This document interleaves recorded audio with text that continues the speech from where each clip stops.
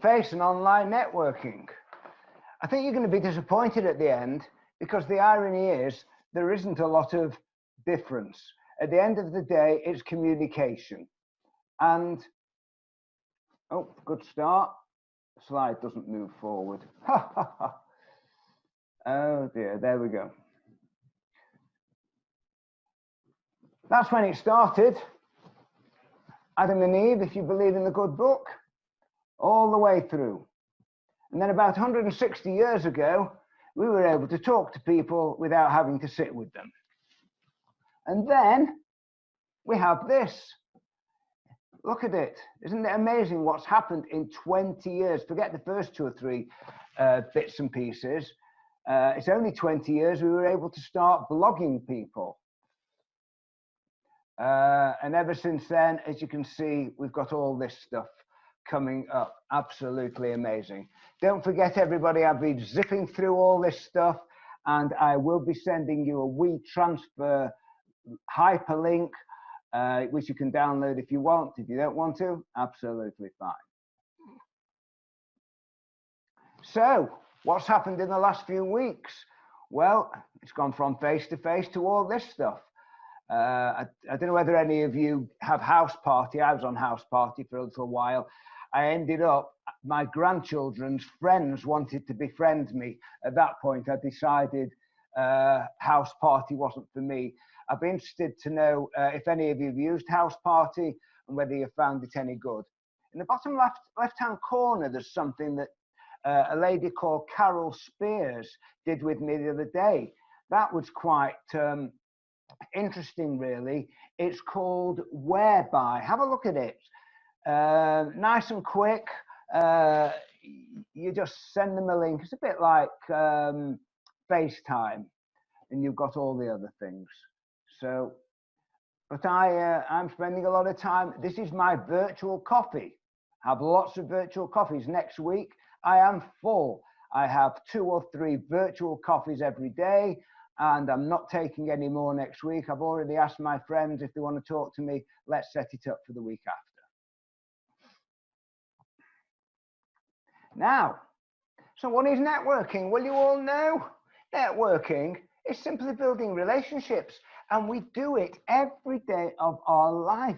Taking it to its absolute basics, everybody, it's just talking, isn't that? That's all it is. And for those of you who've been kintished, in other words, have been in my presence where I've been on stage before, this slide will be familiar to you. Every single relationship that you've ever had since day one, social or business relationship, has got to have 3 key steps. The first one is to get to know people. The second one is getting people to like us and us like them, because if we don't like them, then relationships are going to wither on the vine. And the third step in building relationships is trust. Know, like, and trust. And here's my, every bit of advice I'm giving you is hopefully valuable, but here's my strongest piece of advice. My suggestion is that rather than spending too much time inviting, inverted commas, strangers, close inverted commas, on LinkedIn and elsewhere to start a relationship, please, can I beg you to go into the garage and get out your old files, have a look at the old contacts you've got, rekindle, as it says there, rekindle those past connections. Even if you sent people proposals and they've said no, or they've ignored you, why not get back in touch? Remember this, everybody, things change, and there has been nothing more than massive changes as there is now. So, and particularly in my sphere, people have said no to live training. They may or may not want my online learning program, which I'm going to promote to you at the end. So there's a big, strong piece of advice. Go back to your old clients. If you've still got records going back 10 years, get back in touch with them. See how they're getting on. Ask them what their problems are. Don't sell. You all know, and again, a slide will come up in a few moments. Whatever you do, do not mix up selling and networking. However, I hope for those of you who are on LinkedIn, you again reconnect with your existing level 1 connections. Why not? Preferably, I want you to do something quaint and old-fashioned and pick up the phone to some of them. But if not, just send them a message. Just see how they're getting on. And the other thing I would say to you at this point, I'm guessing most of you have got enough time to do it, and I did it last week. Have a good look at your profile. In fact, I'm just making a note as I'm telling you now. I need to put on there and on my website, I'm writing this down, and LinkedIn profile. I need to make big headline. I now train people on Zoom or you can buy my online program. So if you have changed your modus operandi, change your LinkedIn profile, and particularly change your websites right away. I haven't done it, very naughty. I'll do it on Sunday morning. I always have Saturday off. I haven't introduced myself yet. Some of you, I don't know who you are. So let me introduce myself. Can you imagine a time, ladies and gentlemen, where there were no mobile phones? I know there are some of you on this call who can definitely remember a time when there were no mobile phones. Can you remember a time when there was no internet? Can you remember a time where there were no laptops? Well, most of my working life, everybody, I didn't have any of those. You see, I've been working on the 14th of August for 56 years. I hope you're all going, wow, I can't believe that. Will, you've been working for 56 years. Wow. Well, I have 56 years. So what I've been doing in that time? Well, for 36 of them, I trained as qualified and practiced as a chartered accountant. And 20 years ago, it will be my business birthday at the end of this month. I'm going to have a big party, which I was going to have a big party, but I can't have a big party. I'll have to have an online party, which is not going to cost me very much. By the way, I've moved the screen a bit because so you don't need to see me anyway. You only need to see what I'm doing here. And what I've been doing for the last 20 years is that, showing people how to network. Okay, so moving on. Well, of course, the way we all used to do it, big red cross.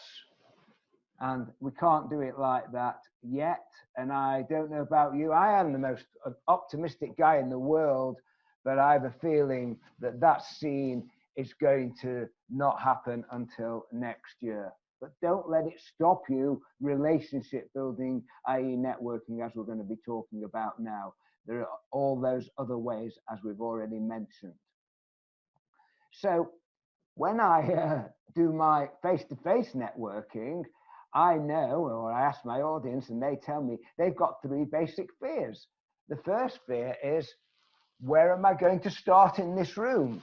Well, the answer is, you don't need to worry about that now, do you? You just put your headphones on, get your computer out and get on with it. The next one is, will anyone talk to me?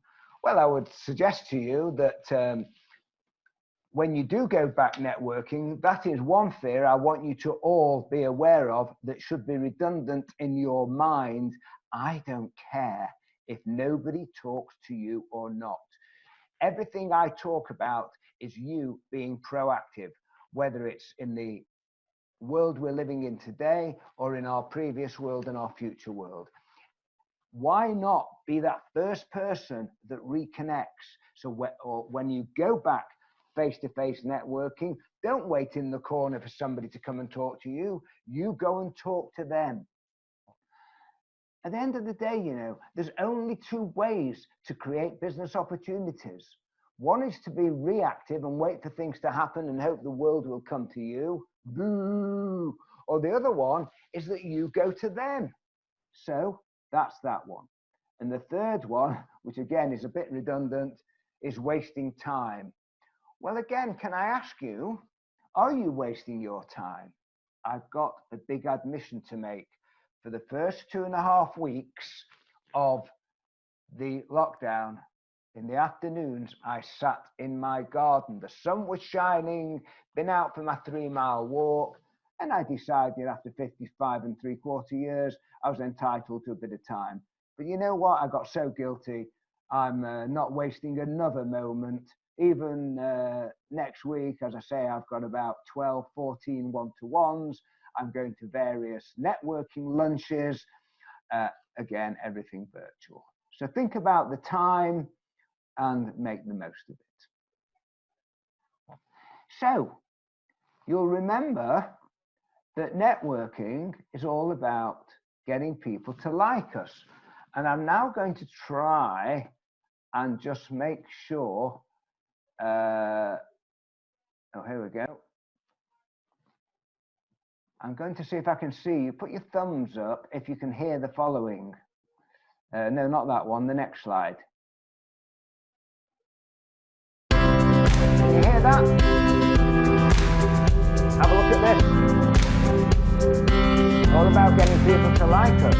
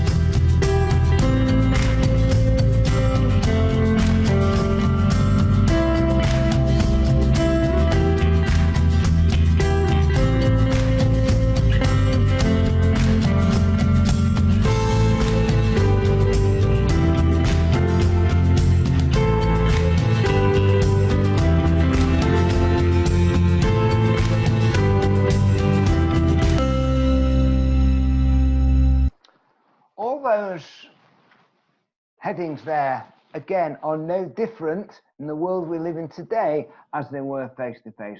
And you know what I've realized, and I tell people this a lot, that networking is nothing to do with business, not in the first instance.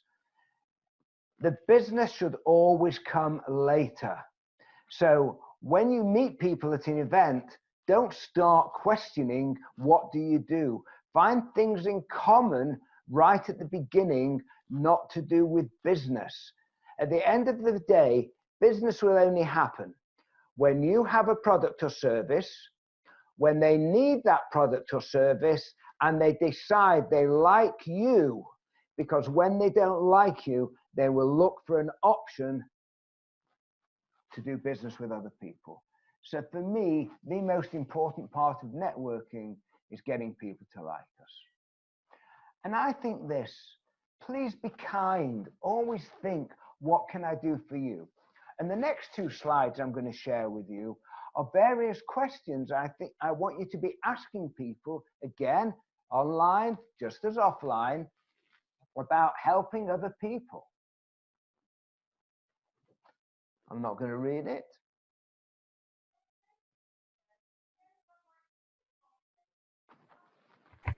Think about that. And somebody said to me recently, I'll give her credit, her name was Kate Trafford, a fellow professional speaker. She said, so many people are saying to their clients, oh, if I can help you in any way, let me know. Well, isn't that a bit, it's like saying to people, oh, you must come round for tea one day, meaningless. So what I want you to think about, for those of you who have got clients who probably aren't going to pay you, come up with a specific idea and get in touch with them and say, how about I give you some advice about X or Y while we're all in lockdown? So be specific about some advice you can offer to people rather than saying, can I help you? Doesn't mean anything. Now, let's not be uncommercial. Those are questions about helping other people. What about helping ourselves? Will you all learn that phrase, everybody? Who do you know who? Who do you know who can tell me about? I am, I'd like to hope, a kind, generous person who gives away lots and lots of things. So I have a giving mentality. So because of that, I don't have any I've lost the word. I'm having my first senior moment of the day. I don't have any reservations about asking other people to help me. And you know why? Because I know that if people know me, like me, and trust me, and I ask them for help, they will feel good by helping me. And I'm saying the same to you. If you think that somebody can help you and you know you have that good relationship, don't hold back from asking for help. And when I went to networking events, even if I met somebody from a law firm or an accounting firm who might be a first-year trainee, but I wanted to get into that firm, I would say to them, and they couldn't make a decision about my training, I would say to them, please, can you give me some advice about? And the bottom line is really important. If you were me, how would you going about getting an introduction to the head of learning and development or whatever it is?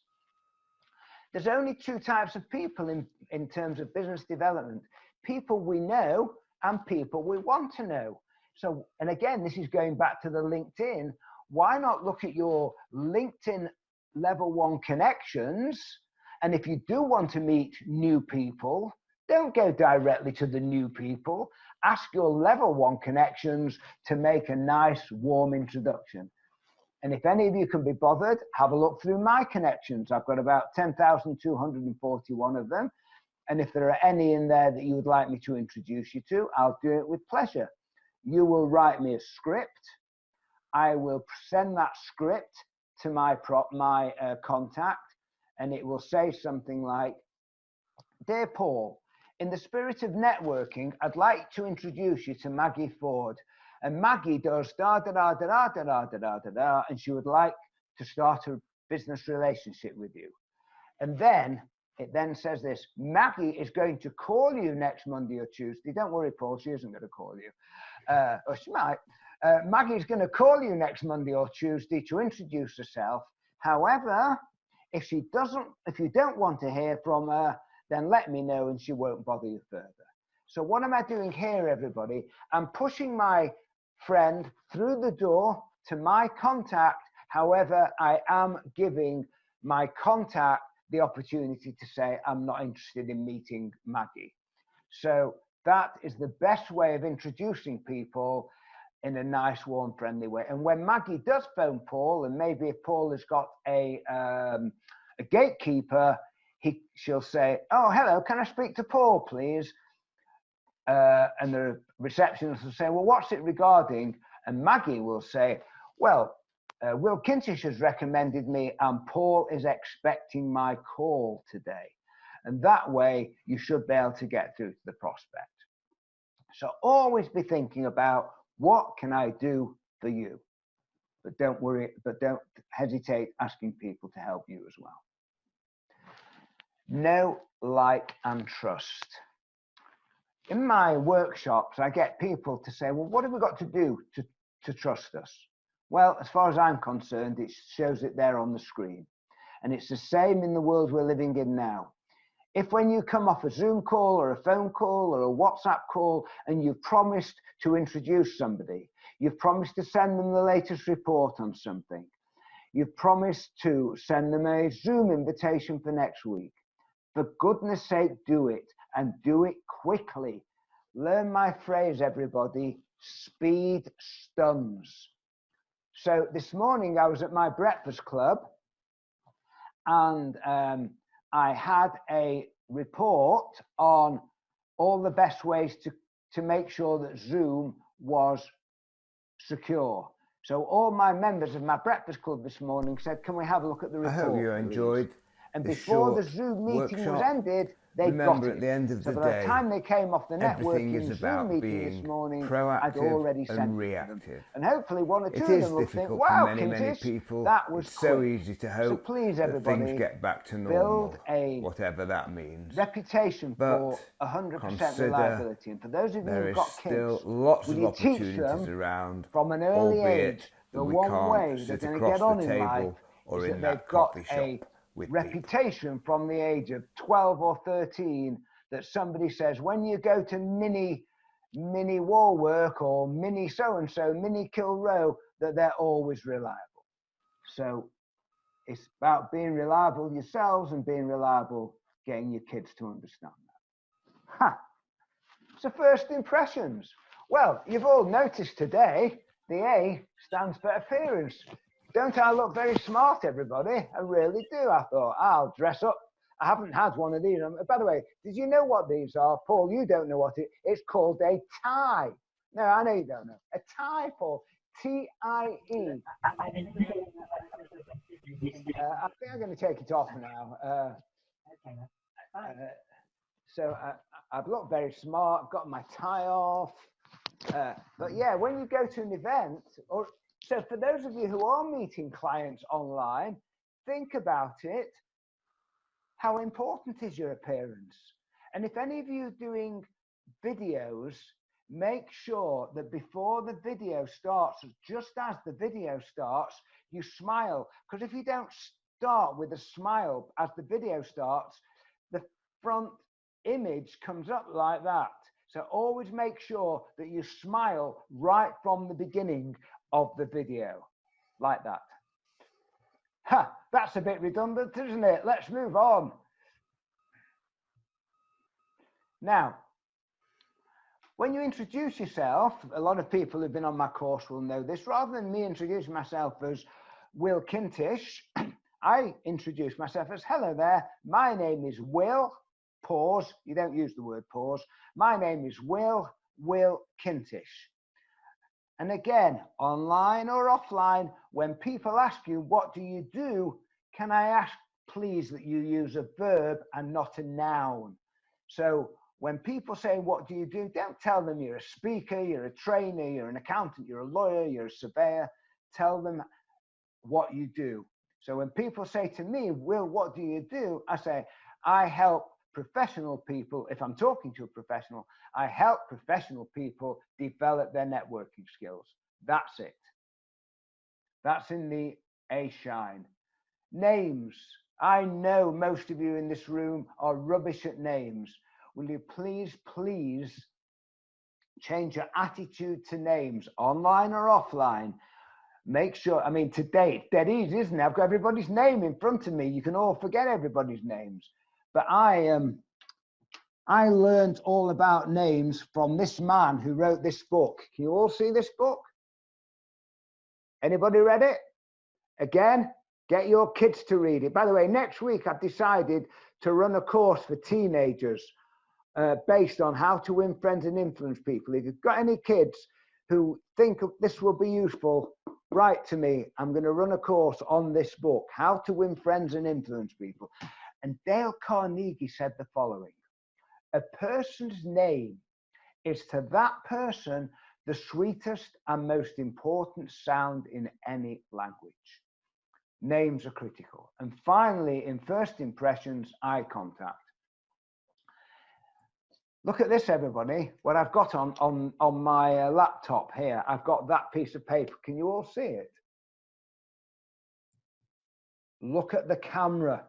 If you are talking to people, don't look at the screen, look at the camera. Now, I know I'm not doing it all the time. I am doing it now, but it's so important that you train yourself that when you are giving a talk, or whenever you're just having a conversation with people, that you look at the screen when you're talking, you look at the camera when you're talking, and you look down at the screen when you're listening. And that is really, really hard, I think. So I won't do it all the time because I'll forget, but I'm going to do my best to do it. I've already said that. Don't mix up selling and networking. I've been getting a whole load of invitations on LinkedIn from people saying, oh, hello, my name is so-and-so. I'd love to have a chat with you to tell you all about what we do. I'm thinking, no, thank you. Don't know you, don't like you, and I don't want to be bothered with you. So take that into account. So this is just a general slide. I'm going to shut up for a second while I have a glass of water.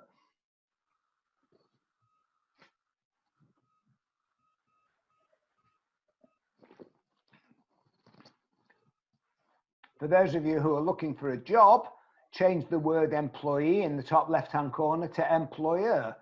I tend not to put find a new employer. If I'm working in-house with a client, I think it would be undiplomatic to put find a new employer to go networking. Moving on. Again, for those of you who have heard me before, what we have here is my Kintish networking process. Have a look. And most of it today is relevant. You've accepted an invitation from somebody to have a coffee, virtual or mere. You're going to meet people, you're going to build relationships, you're going to start asking questions. Who knows? You may spot an opportunity. We call it the aha moment or the light bulb moment. And then, I mean, on this occasion, we don't need to perhaps make the call, although sometimes the end of the conversations run out and you ask permission to call them the following week. So that is my process for offline networking, but it's nearly as relevant for online networking. So what is an aha moment? Well, have a look.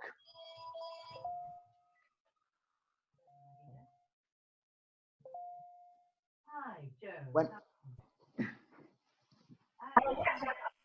I can hear Maggie Ford. What's she doing? Let's mute her. We don't want to hear her conversation.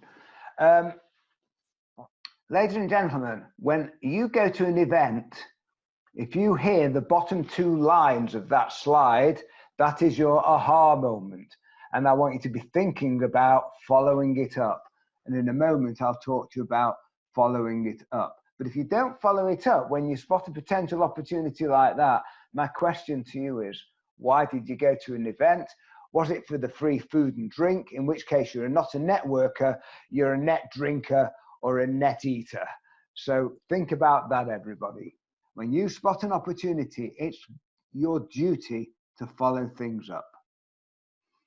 Again, can't have any of that at the moment. There are various sections of questioning, and this is one of them. So if we have a look at that picture, I'm going to be running a whole session on the power of the question in a couple of weeks, but very quickly, to give you some idea, that is an image of 7 items about small talk. So what we have is the car. The car represents the icebreaker question, something like, what made you come to this event today? Or how was your journey? Or what are you hoping to get out of it? We then look across the road at our neighbour's house, questions about where do they live, where were they born? So if I meet people in Manchester who haven't got a Manchester accent, I would say, with that accent, you weren't born and bred in Manchester. Do you live here now, or are you just visiting?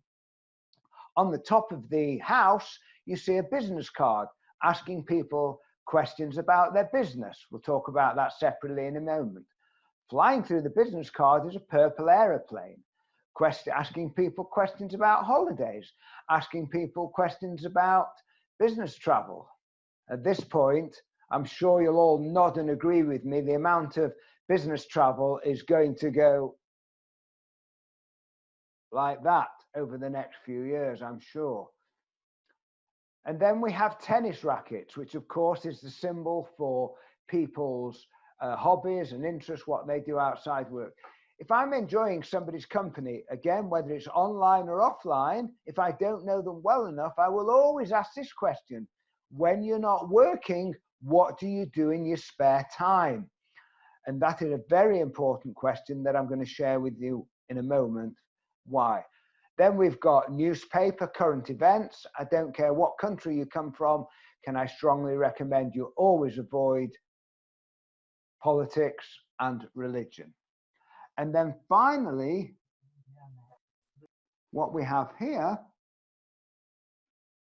is family. And as it says at the top of the screen, be very sensitive when you ask people about their family. Please, can I beg you, don't ever ask anybody, are you married or have you got children if you don't know them? because when you ask the wrong person the wrong question on the wrong day, it can cause a lot of upset. So I can find out about all of you without asking those questions by asking you one of the following questions. What was your last holiday you went on? Or when things come back to normal, what is your next holiday you're going on? So that's the aeroplane image. Or taking the tennis rackets, I might say, what do you do in your spare time when you're not working? So if people have got family or partners or husbands or wives, if they've got those and you say to them, where are you going for your holidays, or what do you do in your spare time? They'll say, we're going, or we're taking the kids to. Very quick example. Last week in the sunshine, I went to meet my new neighbor. I'm embarrassed to tell you, he's lived there for a year and we'd never met because people don't do that. I've been on the road, he's been on the road, he travels all over the country. But there he was sitting in his garden. And I said, hello, my name's Will. And we stood 2 meters away. He said, oh, I'm Joe. I said, hi, Joe, nice to meet you. And we had a long chat.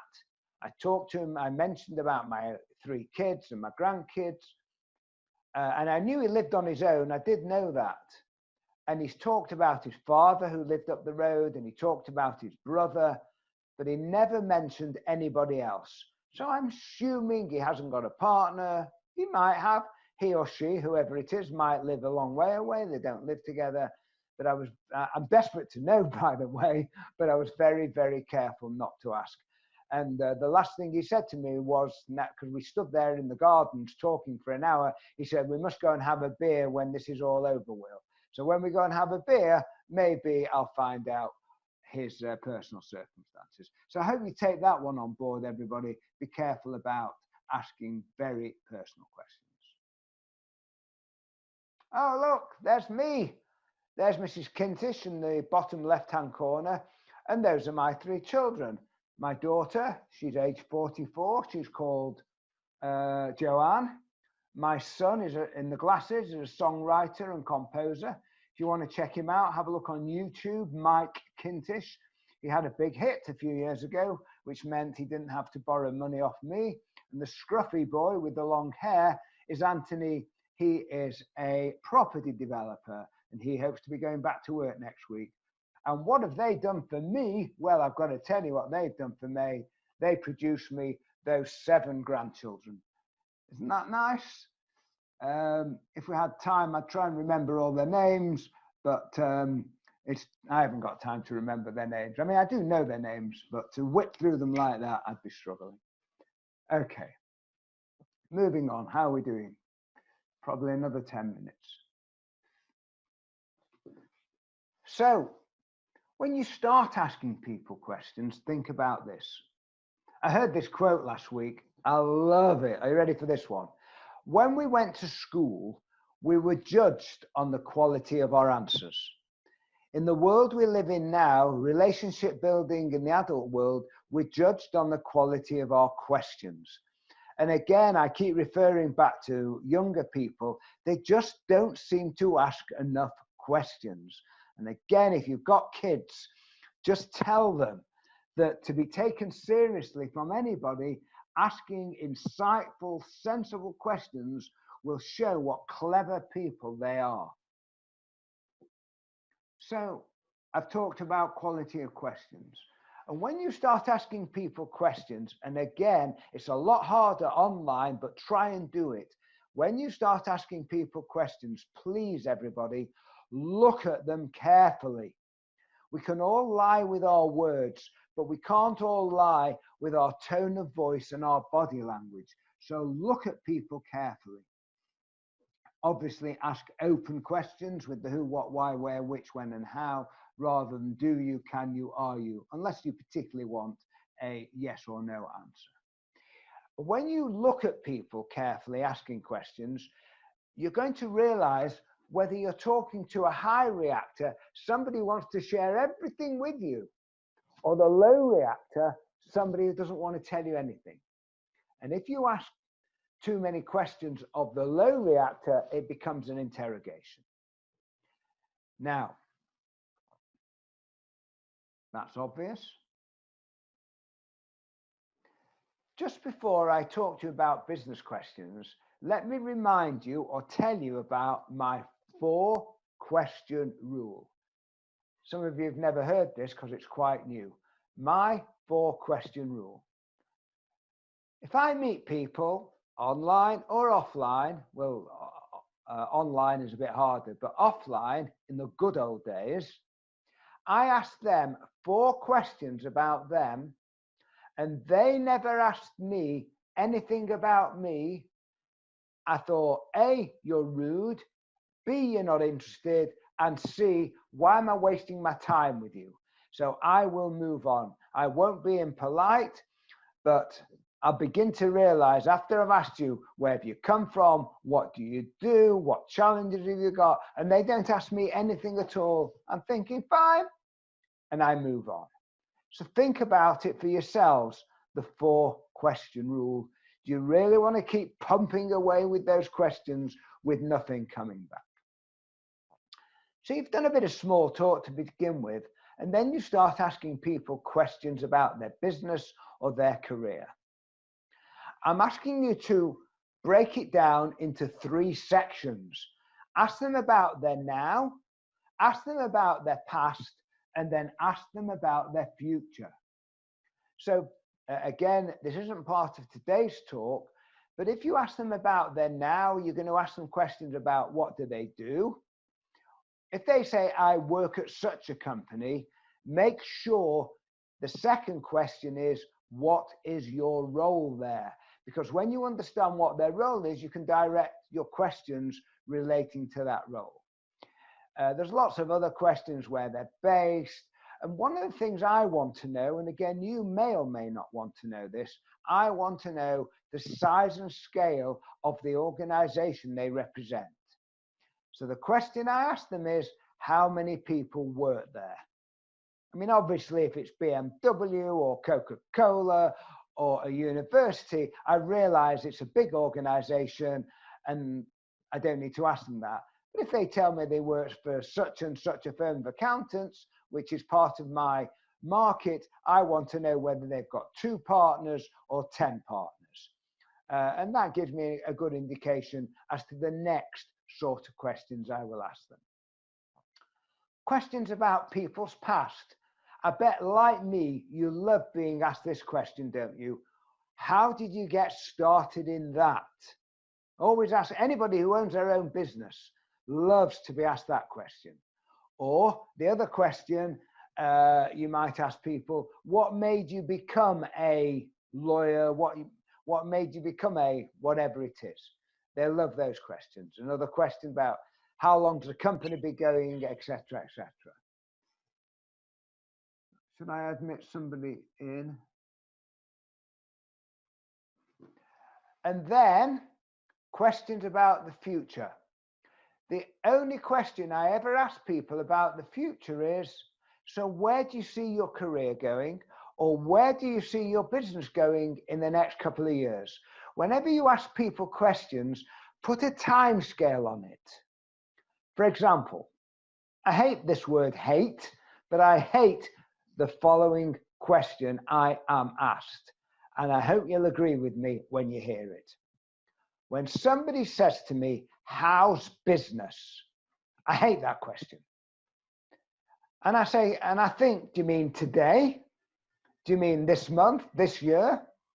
Much better question to ask somebody is what I call a trendy question. Ask a trend question. How's the year gone for you so far? At the beginning of the year, how has the year started for you? Towards the end of the year, how has the year gone for you? And that way, asking a more sensible question, I hope you'll get a more accurate answer rather than how's business. But that's maybe just me. The rest of you might love that sort of a question.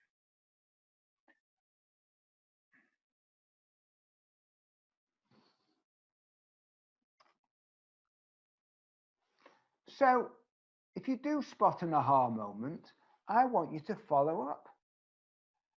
And so many people worry about following up because of that slide there. Well, I have no problem following up at all. And in the next few moments, I'm just going to share with you why I think you shouldn't have a problem following up as well.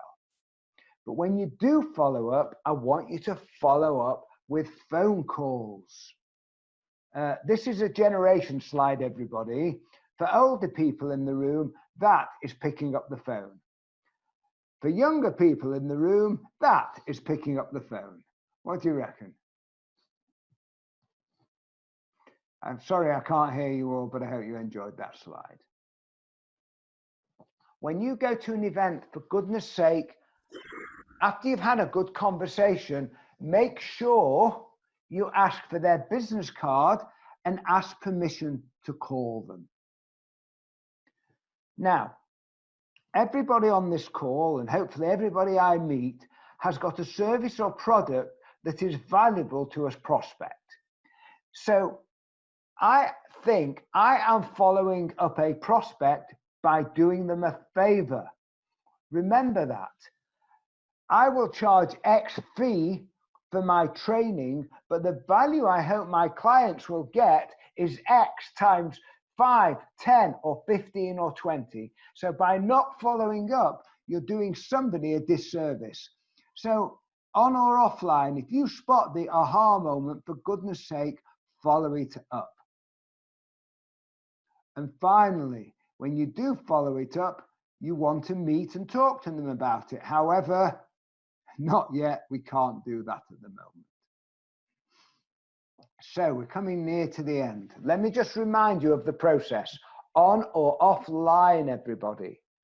On or offline. I'm going to unmute us all in a second and see if you've got any questions. Don't know whether I haven't looked at the question box. Maybe I should have done. Derek will tell me off. Dale Carnegie, he was the man, ladies and gentlemen, that got me out of accountancy and got me into what I'm doing now. And if I only had one slide to share with you, it would be that one. People love talking about themselves. And if you want to be the most popular person in the room, then read that. And another Dale Carnegie quote that isn't there, listen to this one. The most interesting people we ever meet are those who are most interested in us. So if you leave a phone call, a Zoom meeting, or a real meeting, and the other person thinks, wow, weren't they interesting? It was because you were very, very interested in what they were talking about. I hope you enjoyed this short workshop. Remember, at the end of the day, everything is about being proactive and reactive. It is difficult for many, many people. It's so easy to hope that things get back to normal, whatever that means. But consider there is still lots of opportunities around, albeit that we can't sit across the table or in that coffee shop with people.